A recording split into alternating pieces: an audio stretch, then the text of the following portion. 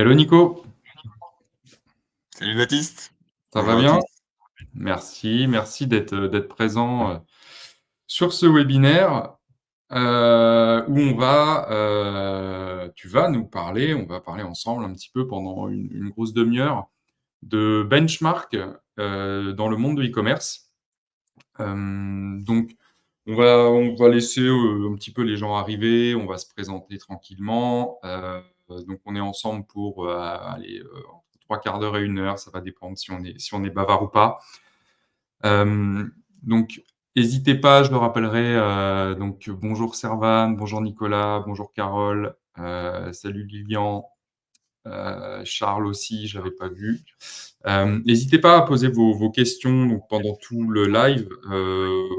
Soit on y répond en direct et on cut pas mal, soit on y répond à la fin.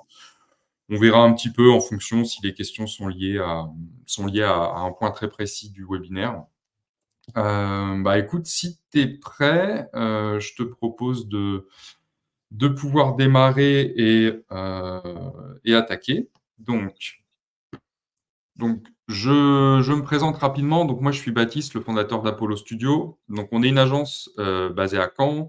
On est spécialisé dans le développement web et l'acquisition, donc notamment au travers du SEO et du SEA. Donc, pour expliquer un petit peu, le SEO, c'est le référencement naturel Google principalement, et le SEA, c'est les publicités.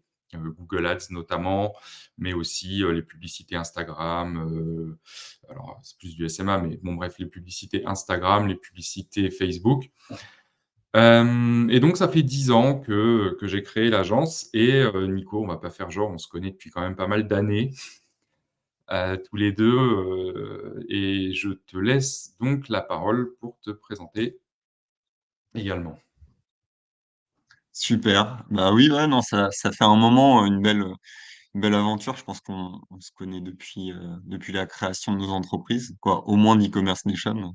Après Ouais. Apollo Studio, ça fait pas mal de temps aussi que vous opérez. Donc vraiment un plaisir de partager avec vous ce moment et de pouvoir vous donner un peu d'infos. Moi, je suis le fondateur d'e-commerce nation et je suis un explorateur en chef. Notre mission, c'est de fédérer la nation du e-commerce pour rassembler tous les professionnels de la vente en ligne, mais aussi du marketing digital. On a pas mal de gens qui sont dans des marchés un petit peu plus larges. Et donc sur notre site, on est vraiment un média, un magazine en ligne. Vous allez pouvoir retrouver énormément de contenu, d'articles, de webinaires, d'infographies. Vous avez peut-être vu, nos infographies sur les réseaux sociaux, circuler. Bref, vous allez, pouvoir retrouver, énormément d'informations et aujourd'hui, on est un média, national et international puisqu'on est un média français et aussi anglophone et donc notre objectif, c'est de fédérer cette nation, du e-commerce en France et à l'international, pardon. Sacré programme. Salut Audrey, salut Sophia, Paul, Grégory. Merci d'être présent. On va essayer de rendre tout ça le plus intéressant possible. Donc, je rappelle pour ceux qui viennent d'arriver, n'hésitez pas à poser des questions pendant tout le live et on y répond à la fin. On a une petite séance de questions sur la fin du webinaire. Bah écoute Nico, ce que je te propose, c'est bah tu peux attaquer et puis voilà, j'essaierai de pas trop te couper avec des questions. Si j'en ai pour préciser des petites choses, je me permettrai de t'interrompre le moins possible, mais voilà. Non, avec plaisir, je vois qu'il y a beaucoup de commentaires. N'hésitez pas, si on peut rendre cet échange dynamique, c'est toujours plus intéressant. Donc n'hésitez pas à mettre vos questions, peut-être à vous présenter en commentaire aussi. Dites-moi voilà, si vous êtes e-commerçant, quel est votre site, si vous n'êtes pas e-commerçant aussi, pourquoi vous êtes ici, qu'est-ce qui vous intéresse. Comme ça, je vais pouvoir un peu personnaliser cet échange avec vous. Donc aujourd'hui, avec Baptiste, ce qu'on a décidé, c'est d'évoquer comment réaliser un benchmark concurrentiel efficace, que ça soit en e-commerce ou pas, hein, c'est pas forcément évident. Vous avez des outils qui sont aujourd'hui accessibles en ligne, mais qui vous donnent pas forcément l'ensemble des informations. Et donc, il va y avoir un gros sujet pour centraliser cette information-là, Voilà, déjà la trouver et puis après la centraliser pour lui donner du sens et puis aussi avoir des référentiels différents, hein. Ça peut être un benchmark, SEO, un benchmark en termes de trafic, en termes de réseaux sociaux. Bref, aujourd'hui, il y a énormément de données et ce qu'on voit dans, les entrepreneurs ou les entreprises du e-commerce, récurrentes. Donc ça, c'est vraiment ce sujet-là, comment trouver la donnée, la centraliser et comment, la mettre à jour régulièrement. Et donc c'est ce qu'on voit chez les commerçants. On est plus dans une logique de ponctuelle, de ponctualité, de se dire, «Ah, j'ai besoin, d'analyser mes concurrents, sur la livraison». Bah, je vais prendre le temps de faire une analyse sur 2 ou 3 mois de l'ensemble de mes concurrents, sur les solutions de paiement, sur le trafic. Bref, un peu cette problématique, cette difficulté de faire un benchmark concurrentiel efficace. Donc ce que je vais évoquer aujourd'hui, c'est de vous donner un peu, des conseils, comment, piloter, ces différentes facettes pour, avoir une vision. Surtout qu'on sait que le e-commerce, à l'heure actuelle, évolue, énormément. Voilà, beaucoup plus de pure players, de nouvelles structures qui se lancent, que ce soit à travers les réseaux sociaux ou à travers les places de marché. Donc il y a un environnement concurrentiel qui est extrêmement volatile. Donc super, je vois quelques petites descriptions. Sales Analytics pour VP, pas mal de bench. Merci Siam. On va voir un peu, aussi comment on fonctionne. Donc voilà, je voulais vous introduire, hein, pour ceux qui connaissent pas forcément E-Commerce Nation. Donc on est un média, d'information, B2B où vous pouvez retrouver énormément de contenus, sur notre média et notamment des contenus pédagogiques. On fait des outils, de benchmark. On va découvrir notamment, l'observatoire, notre observatoire, qui se développe, de plus en plus, qui va vous permettre en partie, cet aspect de benchmark, mais aussi des études dans le top 100 e-commerce. On a une analyse aussi des réseaux sociaux de ce top 100 e-commerce. Donc c'est des supports qui sont extrêmement intéressants pour vous donner, bah, du savoir et une compréhension, sur vos secteurs, respectifs. Donc je vous l'évoquais, hein, notamment ce top 100, heu, peut-être, Lilian de notre équipe va pouvoir vous poster le lien en commentaire, ça serait l'idéal. Heu, Vous pouvez retrouver sur notre site, hein, ce top 100 qui est gratuit, et accessible. Vous avez juste, à mettre votre adresse mail. Super, Lilian a mis le lien, vous pouvez le retrouver sur notre site et donc dessus, vous allez avoir la répartition du trafic grâce à notre partenaire, SimilarWeb. On travaille avec SimilarWeb, qui est un outil, assez intéressant pour récolter, de la data pour votre benchmark et donc là, vous allez retrouver, des indicateurs, vraiment stratégiques pour piloter votre activité. Donc on a cette expertise-là, c'est pour ça qu'on se sent légitime, à vous faire, ce webinaire. C'est tous les 6 mois, on prend le temps d'analyser un panel de sites e-commerce. On en analyse plus de 500 pour préparer, ce top 100. Derrière, on va trier, bah, les différents acteurs parce qu'on a la donnée brute et on va faire une analyse sectorielle. Donc dans ce top 100, vous allez retrouver, toutes les analyses sectorielles. Hem, Par exemple, si on prend la cosmétique, quel est le levier d'acquisition principal, des acteurs de la cosmétique? Donc comment vous pouvez l'activer? Donc, vous avez le lien en commentaire, sur, LinkedIn. Lilian vient de le poster, donc si vous souhaitez, récolter, davantage d'informations et déjà avoir un peu ce teasing benchmark, e-commerce, vous allez pouvoir le découvrir. Donc voilà, c'est pour vous donner une petite introduction. Pourquoi réaliser un benchmark? Je pense que vous êtes tous convaincus de l'intérêt, si vous prenez part, à ce webinaire. Mais derrière, c'est un intérêt qui va être stratégique pour pouvoir questionner régulièrement vos décisions, sur votre stratégie, hein. De se dire, peut-être qu'on se dit au début: «Je vais me lancer, je vais développer une stratégie, sur le SEO» et au final, vous allez vous rendre compte que vos concurrents vont faire, énormément de publicité. Peut-être que vous n'en faites pas. Peut-être vous faites pas de réseaux sociaux et vos concurrents en font énormément ou se développent de plus en plus dessus, avec des nouvelles plateformes comme TikTok, par exemple. Peut-être ils ont pris le virage TikTok et vous ne l'avez pas pris. Donc voilà, ça va permettre de prendre un petit peu de recul sur l'opérationnel de questionner des décisions que vous avez prises par le passé et de se projeter aussi un peu plus. Moi, ce que j'aime bien, c'est utiliser ce benchmark pour, définir des objectifs à venir. C'est-à-dire, si on se regarde juste notre entreprise, on se dit, «Bon, j'aimerais bien évoluer, de 10-20 peut-être en termes de trafic, pour l'année à venir». Bah, d'accord, une capacité que j'ai en interne à faire de la croissance, mais si je regarde mon marché et qu'ils ont tous des taux de croissance en termes de trafic, de 30-40, bah, en fait, je suis peut-être loin des standards et donc je vais peut-être questionner ma méthodologie si mes objectifs ne sont pas alignés avec mon marché ou avec mes concurrents. Donc, voilà, pour moi, il y a cet aspect très macro pour définir un peu sa stratégie, ses objectifs et puis, il y a un aspect un peu plus, opérationnel où c'est se rendre compte des méthodologies, des savoir-faire et ça, je l'explique énormément sur mes conférences. C'est que quand on est entrepreneur, hein, Baptiste, tu le sais comme moi, on a une courbe d'apprentissage. On on passe beaucoup de temps, à apprendre par nous-mêmes, alors qu'on peut bénéficier de la courbe d'apprentissage de son environnement concurrentiel. Donc, si vous regardez bien, vos concurrents, ça peut vous faire gagner du temps et donc c'est ça l'intérêt d'un benchmark, c'est de gagner du temps, et d'apprendre des autres.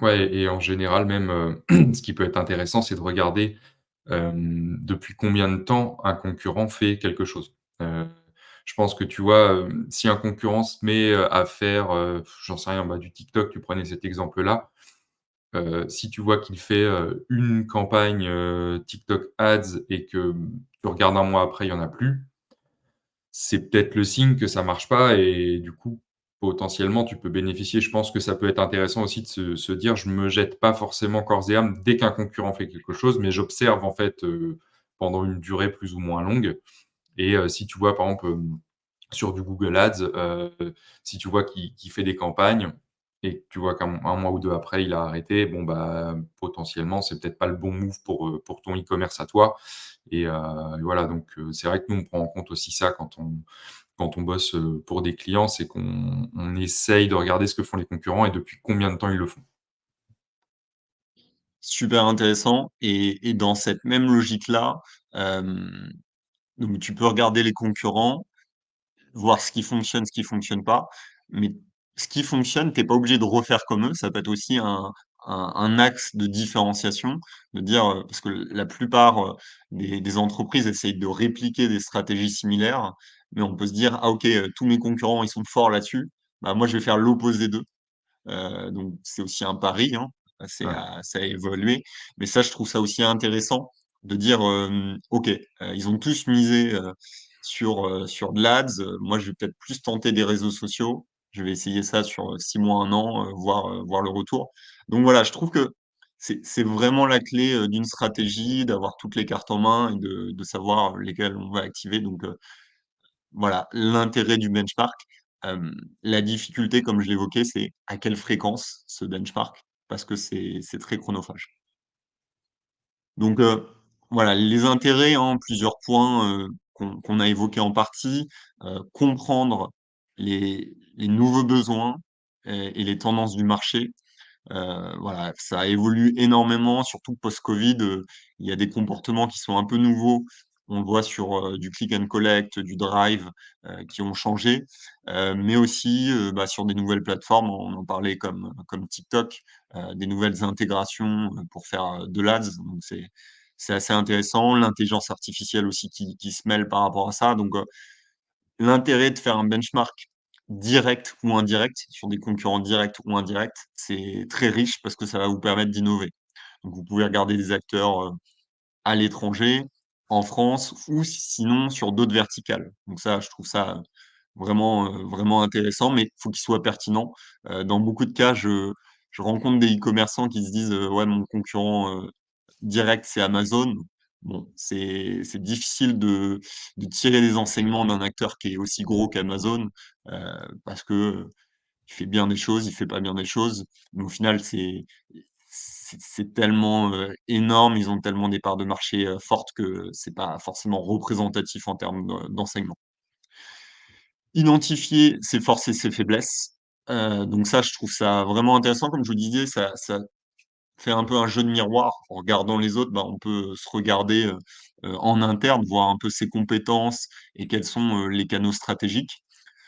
Obtenir un avantage concurrentiel, donc là, on peut aller un petit peu plus loin et savoir comment on va se différencier, comme je vous l'évoquais, sur des nouveaux canaux ou sur des savoir-faire.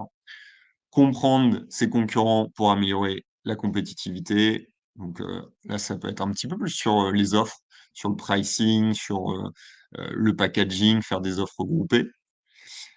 Identifier les facteurs clés de succès. Pourquoi mes concurrents, bah, se développent et fonctionnent.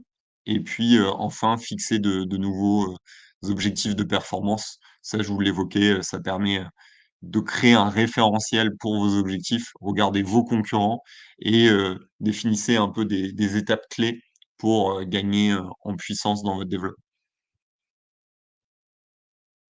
Donc maintenant, on va rentrer un petit peu plus sur l'opérationnel. Ce qui vous intéresse, on va découvrir ensemble, des outils, donc comment, réaliser ce benchmark concurrentiel.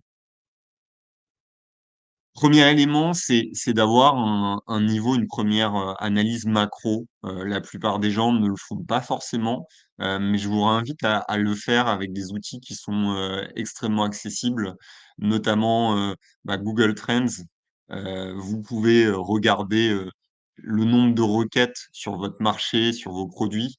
Donc, ça vraiment intéressant. Vous pouvez aussi sonder, des noms de marques. Donc, sur Google Trends, vous tapez tout simplement, dessus ou même sur Google, hein, Google, de voir les résultats. Pas mal de e-commerçants, parfois oublient cette étape, mais d'avoir un peu un regard neuf sur, ces premiers résultats, c'est vraiment intéressant. Hem, Identifier les acteurs et produits, visibles sur les places de marché. Place de marché, je trouve que c'est un beau baromètre, c'est un peu une étude de marché, hein. Quand vous voyez, les produits les plus vendus, sur Amazon, sur, différentes catégories ou sur d'autres places de marché, qui sont extrêmement différentes ou des places de marché en Chine, c'est assez révélateur des produits tendances. Je sais pas si vous analysez un peu les places de marché, mais vous avez des outils extrêmement puissants par rapport à ça. Ça, c'est un petit tips que je peux donner. C'est il y a un plugin, une extension Google Chrome qui s'appelle, AMZ Scout que vous pouvez mettre, sur, votre navigateur, sur Chrome, principalement et vous allez pouvoir extraire les données d'Amazon. Donc, ça, je le recommande sur beaucoup d'entrepreneurs. Ça vous permet, de si vous faites une recherche, je sais pas, planche de surf, sur Amazon, vous allez pouvoir extraire toutes les données prix et bien plus de données avec cette petite extension. Donc, voilà, je trouve que les places de marché, c'est un super outil d'analyse, où on peut exploiter aujourd'hui, vous pouvez, transformer ces places de marché en data et ça, c'est extrêmement intéressant sur les pricing ou, même sur, la typologie d'offres. Donc, ouais, le lien, je vous mets le lien, sur LinkedIn là dans les commentaires, donc n'hésitez pas, je sais pas si vous connaissez cet outil ou si vous utilisez des places de marché, n'hésitez pas à me dire en commentaire, c'est toujours intéressant de voir les retours. De la même manière, de voir la traction des réseaux sociaux sur des hashtags, hem, voilà, même si vous n'êtes pas présent sur les réseaux sociaux, je trouve que c'est intéressant de voir un peu, est-ce qu'il y a une utilité? Si je reprends mon exemple de planche de surf, voilà, s'il y a des marques de planches, peut-être regarder la marque de Decathlon ou autre, voir le niveau de viralité. C'est assez intéressant pour, savoir si éventuellement vous devez prendre un axe dessus et voir aussi, les communautés, les influenceurs. Donc, voilà, ça vous montre si la tendance est très positive ou, décroissante. Là, vous pouvez utiliser des outils qui vous permettent de faire, du social listening comme on l'appelle, de l'écoute, de réseaux sociaux et de hashtags. Vous avez pas mal d'outils sur le marché donc, voilà, ça c'est aussi, extrêmement intéressant. Donc là, on est purement sur une logique de tendance et de concurrent pour avoir une sensibilité de son marché, de ses concurrents directs et également, bah, voilà, de se mettre des alertes. Ça, je vois peu de e-commerçants le font malheureusement, c'est se mettre des alertes Google, toutes simples sur le nom de ses concurrents, sur des mots-clés de son marché. Comme ça, vous pouvez recevoir des alertes toutes les semaines ou tous les mois dès lors qu'il y a des nouvelles publications sur des sites ou des blogs. Donc ça vous permet d'avoir une veille informationnelle en amont de votre benchmark. Et donc là, vous pouvez avoir plusieurs outils. Je vous ai parlé de Google Alerts, Google Trends, Feedly, Mention pour en citer quelques-uns, mais vous en avez plein d'autres aussi sur le marché et des outils comme AMZ Scout pour scanner les places de marché. Donc derrière, une fois qu'on a fait un peu cette veille globale, je me suis renseigné sur Google, sur les tendances, sur les réseaux sociaux, j'ai une idée de plusieurs concurrents. Ce qui est intéressant pour moi, ça va être de le cartographier. Je demande, notamment au cœur de notre formation, on accompagne plus de 250 e-commerçants sur ces derniers mois. Euh, Où sont les concurrents? Alors, est-ce que c'est des acteurs généralistes, spécialistes? C'est vrai que sur le e-commerce, on va avoir tendance à se spécialiser pour, déjà, se démarquer. Quand on est trop généraliste, c'est pas forcément, évident et aussi pour optimiser sa rentabilité. Ça, il y a pas mal de e-commerçants qui ont re-questionné, leur gamme de produits, leur rentabilité par produit sur l'année passée. Donc, vraiment important d'avoir cette vision, est-ce que mes concurrents, c'est davantage des spécialistes que moi ou davantage des généralistes? Ça vous donne au moins une vision sur, sur votre environnement concurrentiel. Et puis après, la logique de prix. Donc voilà, pas besoin d'avoir un graphique ultra précis, mais juste d'avoir cette image pour vous et vos équipes, je la trouve vraiment intéressante. Dire, quel est votre positionnement en termes de prix? Quel est votre positionnement en termes de gamme? Juste essentiel pour continuer après dans votre benchmark. Si vous avez que des acteurs généralistes, ça va être très difficile pour avoir votre benchmark parce que, si j'analyse des places de marché, ils vont générer peut-être plus de trafic que moi et donc, en termes de pertinence et d'analyse, ça va peut-être être moins pertinent. Donc, essayez de trouver des acteurs qui ont à peu près, le même positionnement que vous ou le positionnement que vous souhaitez, pour votre développement. Ça aura beaucoup plus de sens, dans votre étude et dans votre benchmark.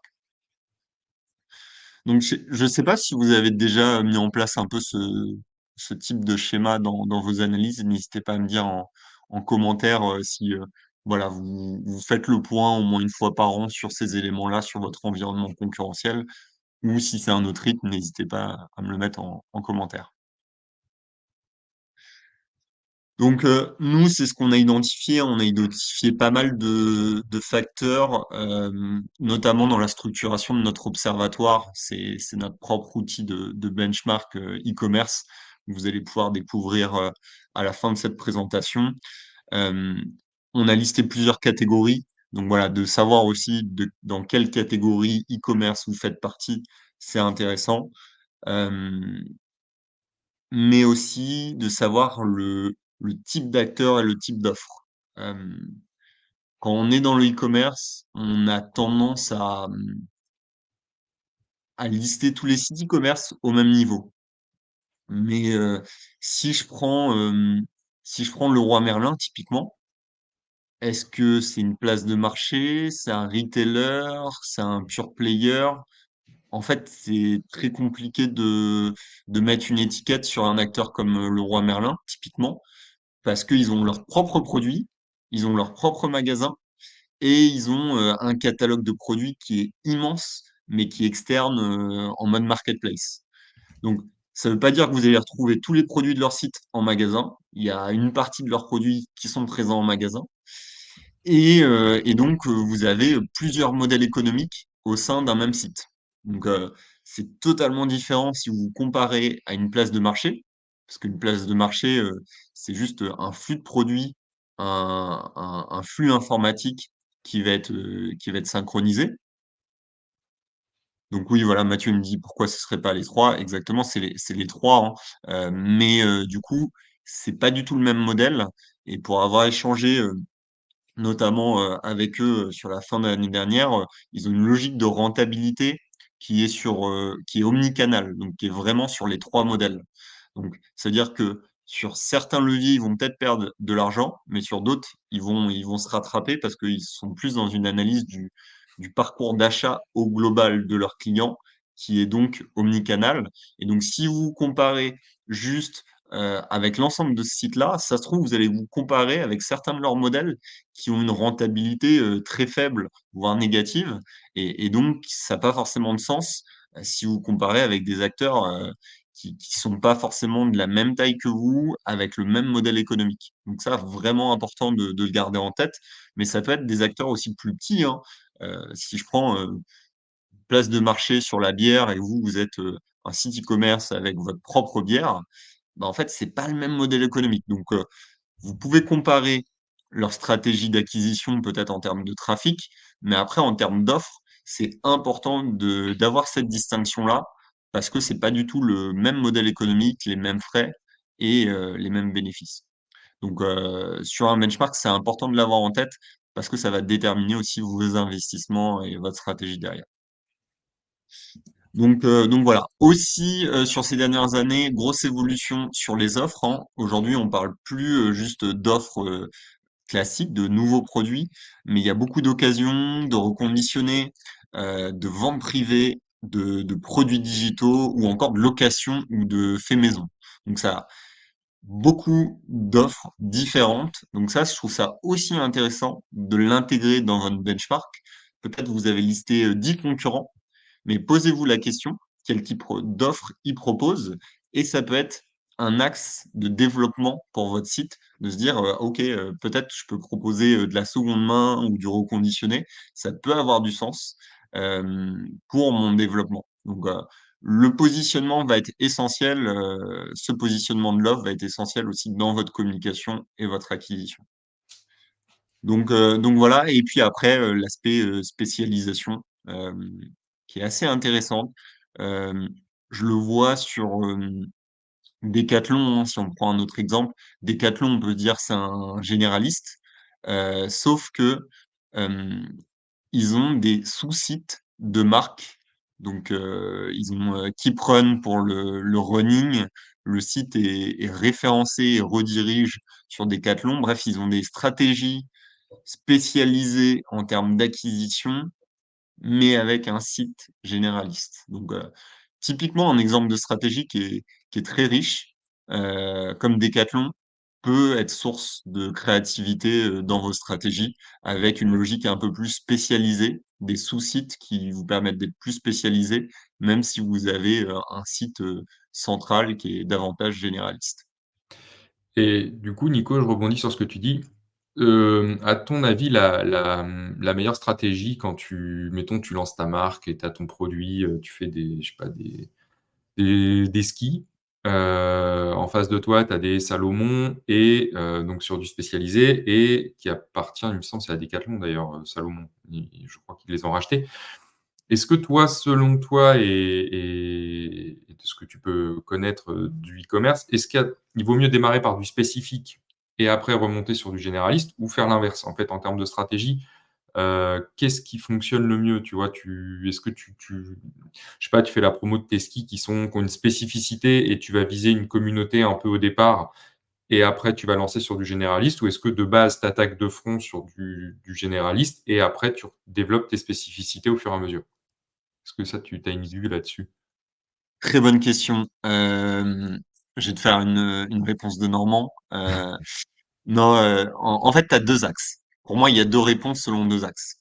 Il y a premier axe acquisition et deuxième axe production. Euh, Acquisition. C'est plus simple de faire de l'acquisition sur un produit.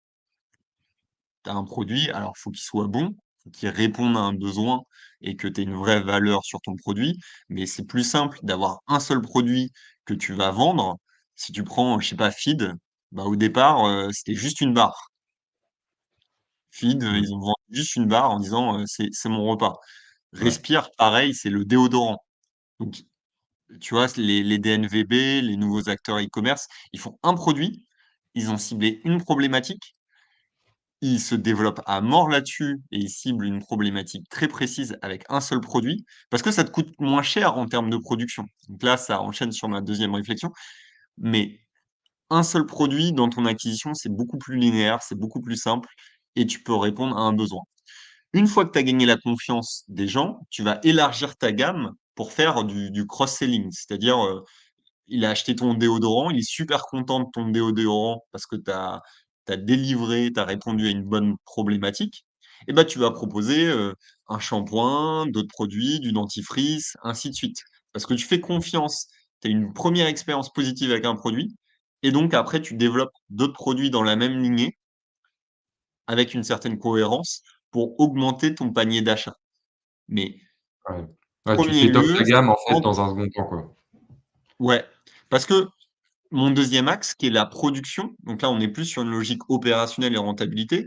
Si tu produis tes propres produits, plus tu as de gamme, bah, plus ça te coûte cher. Donc tu peux moins maîtriser ton ta rentabilité sur un schéma d'échelle en disant, si tu fais, 10 000 déodorants, 10 000 dentifrices, 10 000 savons, bah, OK, tu as 3 chaînes de prod avec des coûts qui sont pas forcément, mutualisés. Mais si tu fais, 300 000 déodorants, bah, là, tu vas avoir une économie d'échelle, donc une rentabilité plus forte. Ouais, Donc ouais, ouais. tu as tout intérêt, tu vois? C'est plus facile de se focaliser sur un seul produit pour l'acquisition et c'est plus rentable de vendre davantage de déos que d'autres éléments. Donc, pour moi, après, il y a certains business où ça s'applique pas. Peut-être tu vas me dire: «Non, mais Nicolas, je peux faire un produit avec différentes déclinaisons et du coup, ma production, bah, voilà, j'arrive à mutualiser ces flux-là parce que c'est une production commune». Donc là, ça peut être Ouais. intéressant, peut-être d'avoir plus de produits. Donc, pour moi, c'est un peu ces 2 facettes-là qu'il faut avoir en tête pour, statuer sur, bah, cette spécialisation, l'aspect généraliste. Mais si tu prends les exemples, il y a beaucoup d'exemples là d'entreprises qui se développent. Si on prend, Alltrix, au départ, c'était principalement du vélo. Ils sont élargis en une place de marché, davantage 360. Quoi, voilà, on prend l'exemple sur énormément de domaines et même avant le e-commerce. Même avant le e-commerce, si on prend, des Philips. Philips aujourd'hui, ils vendent aussi bien des brosses à dents, que des télévisions, que des radios. Et au départ, c'était beaucoup plus, réduit en termes de gamme. Donc, Ouais, une et fois que chaque tu gagnes la produit, confiance des gens, tu peux développer.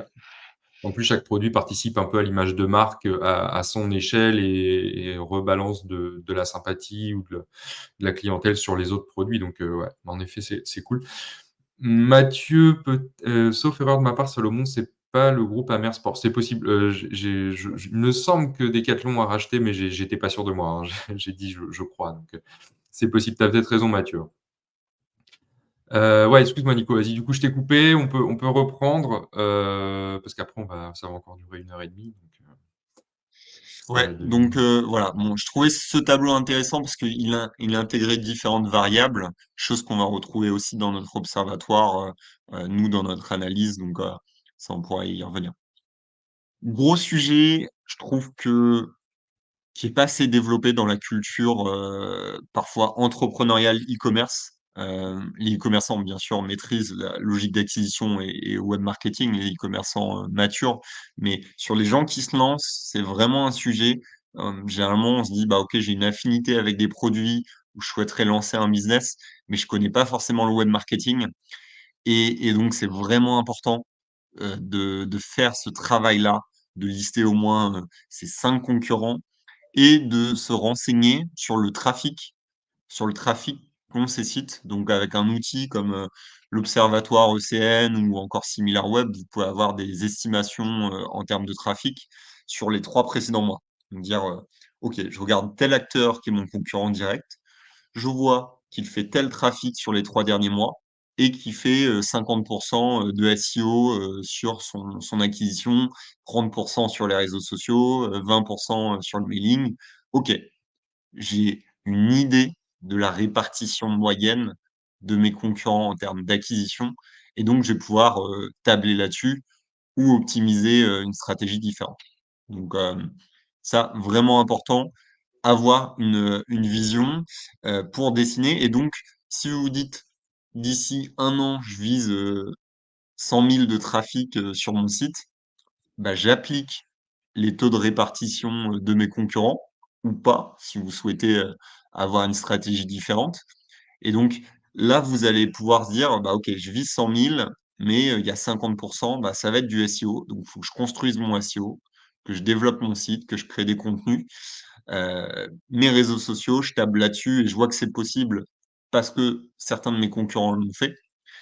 Et ce que je trouve intéressant, c'est de prendre aussi des nouveaux entrants, parce que vous pouvez voir comment ils sont développés. Si un acteur, ça fait 2 ans qu'il est sur le marché et qui fait 50 000 de trafic et qu'il a 70%, ça vient d'Instagram, de TikTok, waouh, vous pouvez vous dire, il y a un potentiel à développer dessus.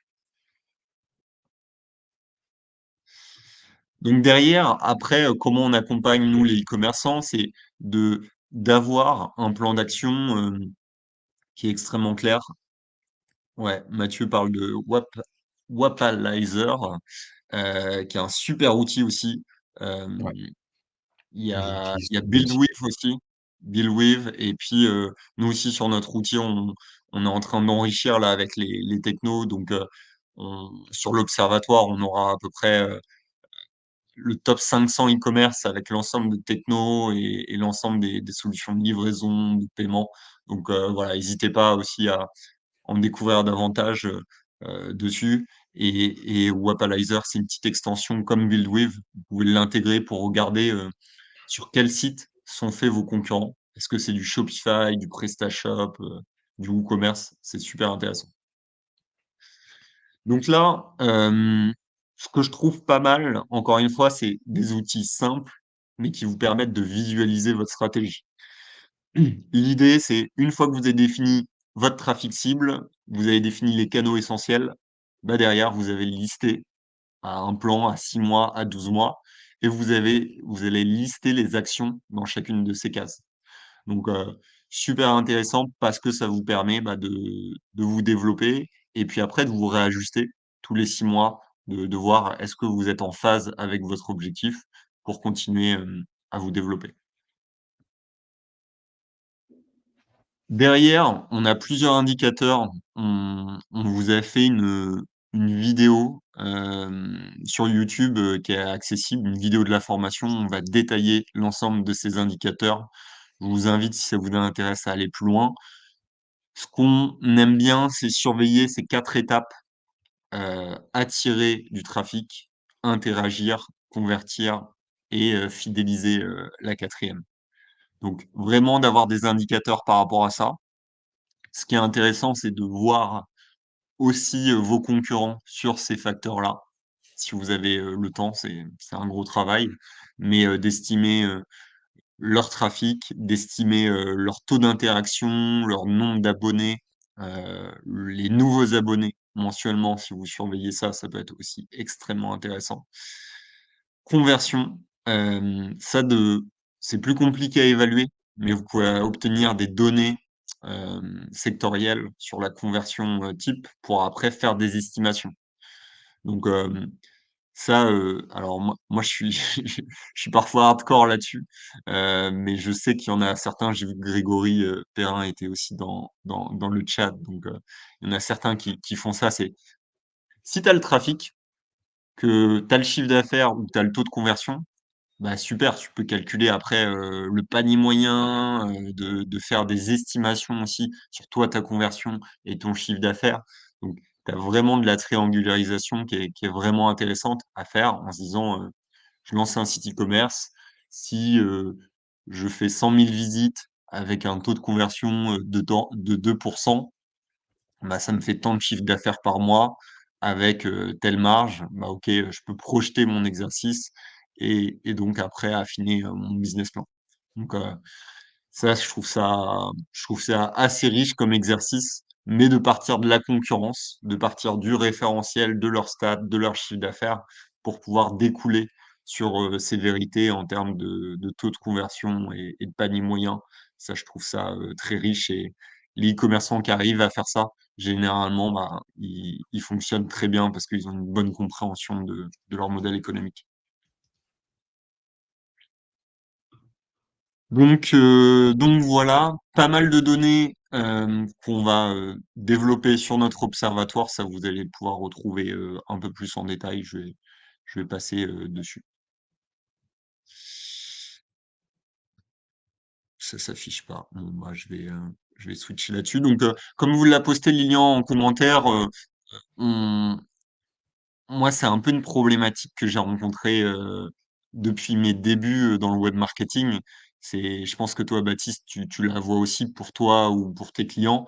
C'est dire, Mmh. «Ouais, bah, c'est cool, mais tout ce que tu nous dis, Nicolas, ça demande beaucoup de travail. Comment on Oui. facilite tout ça?» Et donc on a, créé un outil avec l'équipe d'e-commerce nation qui est le fruit de nos analyses, pardon, et de notre expertise sur la formation.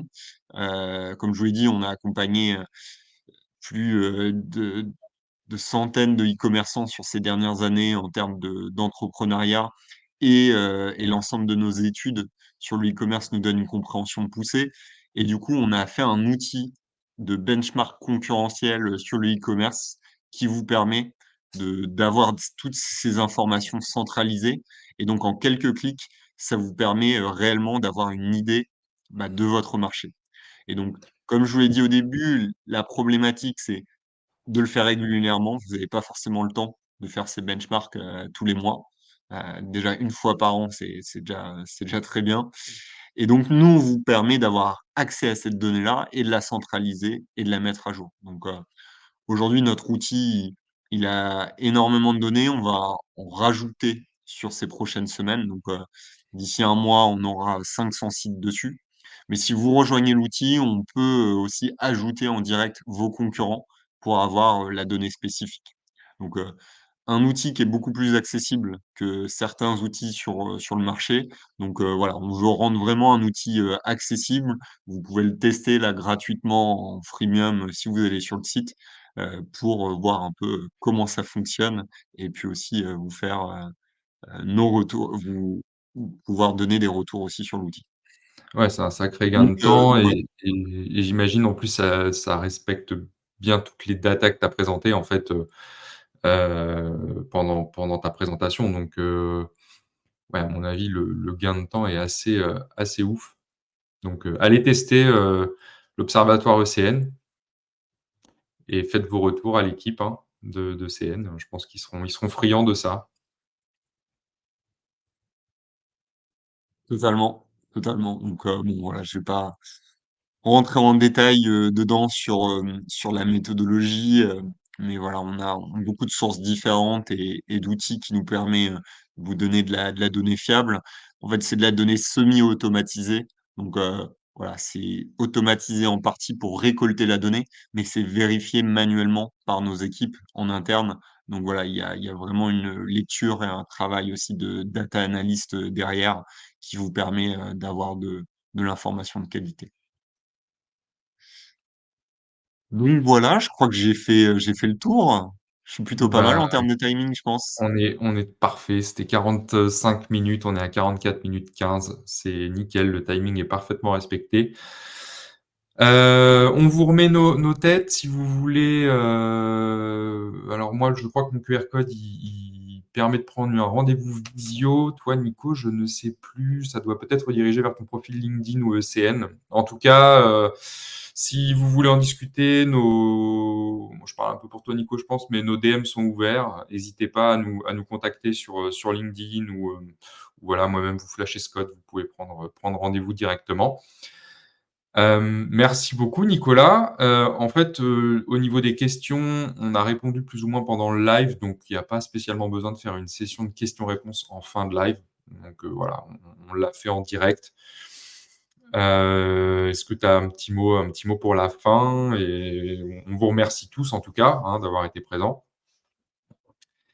et Non, puis bah, un grand Nico, merci pour l'invitation, c'était un plaisir. Tu vois, je me suis mis aux couleurs, d'Apollo Studio, pour ouais, j'ai vu magnifier ça, franchement tes raccords, c'est trop bien. Et et aussi le live, on le remettra en replay sur YouTube. On fera un post Instagram, un post LinkedIn, pardon, pour ceux qui n'ont pas pu être présents sur le live.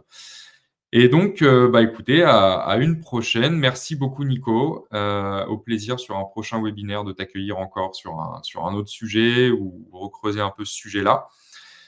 Et bah, très bonne journée à tous. À bientôt. Bonne journée à tous.